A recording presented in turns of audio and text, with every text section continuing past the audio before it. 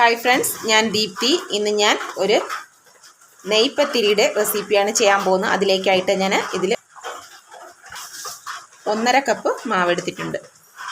ഇനി ഇതിലേക്ക് ആവശ്യമായിട്ടുള്ള ഉപ്പും കൂടെ ചേർത്ത് കൊടുക്കാം.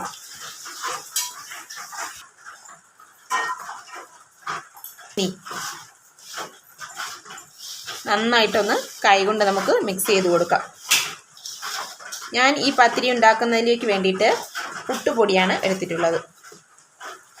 നല്ല തരിയൊക്കെ ഉള്ള പുട്ടുപൊടിയാണ് എടുത്തിട്ടുള്ളത്.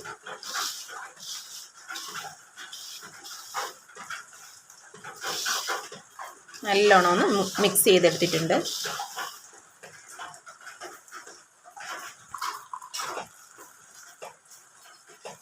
നല്ല തിളച്ച വെള്ളമാണ്.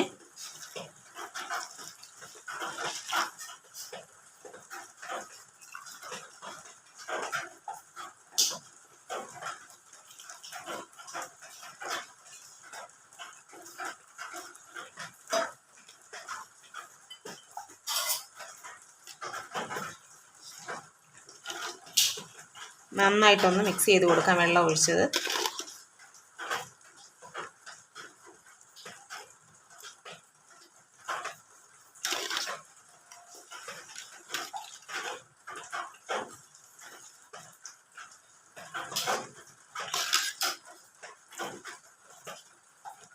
ഇനി അതിവിടെ ഇരുന്ന് റെസ്റ്റ് ചെയ്യാൻ വയ്ക്കാം. നമുക്ക് ബാക്കിയുള്ളതെല്ലാം റെഡിയാക്കിയിട്ട് വരുമ്പോഴത്തേന് ഇതിൻ്റെ ചൂടൊക്കെ ഒന്ന് മാറിക്കിട്ടും. 1.5 കപ്പ് തേങ്ങ എടുത്തിട്ടുണ്ട്. 3/4 സ്പൂൺ ജീരകം, കുഞ്ഞു ജീരകമാണ്. അതുപോലെ തന്നെ 5-6 അല്ലി കുഞ്ഞുള്ളിയും കൂടെ എടുത്തിട്ടുണ്ട്. ഇതിനെല്ലാം കൂടെ മിക്സിയിലിട്ടൊന്ന് വെള്ളം ചേർക്കാതെ അടിച്ചെടുത്തിട്ട് വരാം. തേങ്ങാക്കൂട്ടെല്ലാം അടിച്ചെടുത്തിട്ട് വന്നിട്ടുണ്ട്. നമുക്കിനി ഇതിനെ നമ്മൾ നേരത്തെ റെസ്റ്റ് ചെയ്യാൻ വെച്ചിരുന്ന മാവിലേക്ക് ചേർത്ത് കൊടുക്കാം.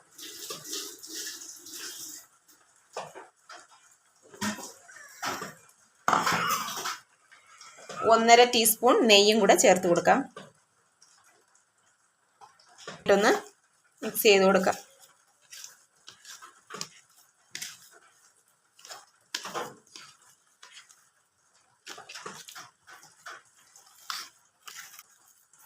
നന്നായിട്ട് മിക്സ് ചെയ്ത് കൊടുക്കാം.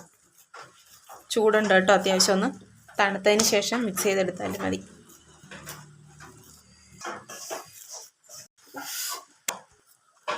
നന്നായിട്ടൊന്ന് മിക്സ് ചെയ്ത് കൊടുക്കുക. അപ്പം ചൂടെല്ലാം പോയി നല്ലതായിട്ട് തണുത്ത് വന്നിട്ടുണ്ട്. നമുക്ക് കൈ കൊണ്ട് തന്നെ ഇത് കുഴച്ചെടുക്കാൻ പറ്റും.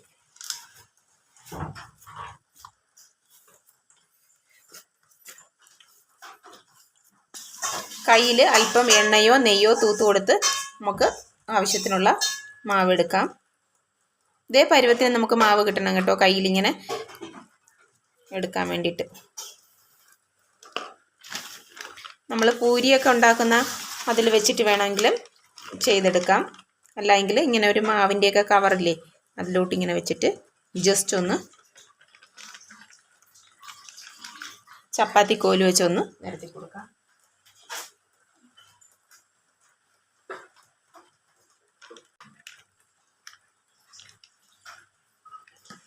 കൈ കൊണ്ട് ഇങ്ങനെ ഒന്ന് പ്രസ് ചെയ്ത് കൊടുത്താലും മതി. ഒത്തിരി കട്ടിയാവാനും പാടില്ല, തീരെ നൈസ് ആവാനും പാടില്ല.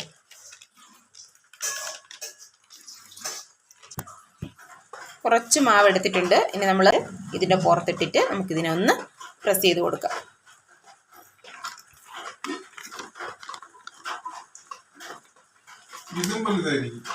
ഇത്രയും കിട്ടി, ഇങ്ങനെ എടുത്തിട്ടുണ്ട്. ഇനി നമുക്കിനി ഒരു പാൻ അടുപ്പത്ത് വെച്ച് എണ്ണ ചൂടാക്കാൻ വയ്ക്കാം.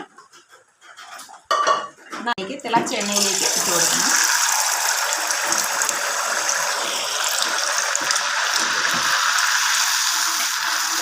ഇങ്ങനെ ഒന്ന് പ്രസ് ചെയ്ത് കൊടുക്കുമ്പോഴത്തേനും പെട്ടെന്ന് അത് നമ്മൾ ഇതിലേക്ക് ഇട്ട് കൊടുക്കാം.